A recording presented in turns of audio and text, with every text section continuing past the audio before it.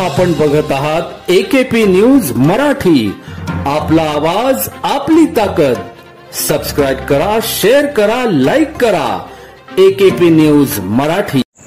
सिन्नर शहर व उपनगरात रस्त्याने पायी जाणाऱ्या वृद्ध व महिलांना हात चलाकी करून लुटणाऱ्या टोळीचा सिन्नर पोलिसांनी पर्दाफाश केला असून 3 संशयितांना अटक केली आहे।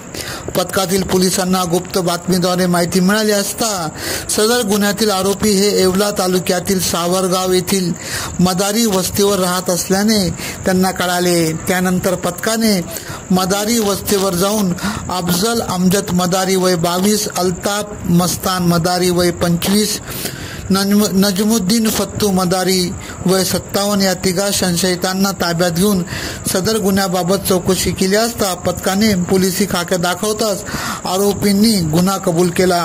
पोलिसांनी 3 अटक केली असून त्यांच्याकडून गुन्ह्यातील 10 ग्रॅम वजनाच्या सोन्याची अंगठी व गुन्हा करतेवेळी वापरण्यात आलेली शाहीन दुचाकी क्रमांक AH 15 JK 9668 असा एकूण 1,62,000 रुपयाचा मुद्देमाल हस्तगत करण्यात आला। तसेच गुन्ह्यातील 4था आरोपी इरफान मस्तान मदारी हा फरार असून त्याचा शोध पोलीस घेत आहेत। AKP न्यूज साठी ब्युरो चीफ अनवर खान पठाण, नाशिक।